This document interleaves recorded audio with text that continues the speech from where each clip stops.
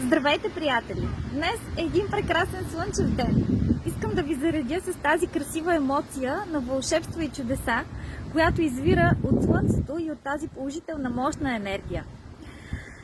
Знаете, че винаги съм казвала, че човек трябва да бъде позитивен, винаги да бъде наслаждаващ се, винаги да бъде удовлетворен от това, което чувства и което постига. Днес искам да ви кажа да бъдете решителни, да бъдете смели, да бъдете безразсъдни и да направите крачки различни от тези, които сте правили до сега. Започнете нещо ново, създайте нови отношения, влезте в нови приятелства, предизвикайте себе си да направите чудесата в живота си.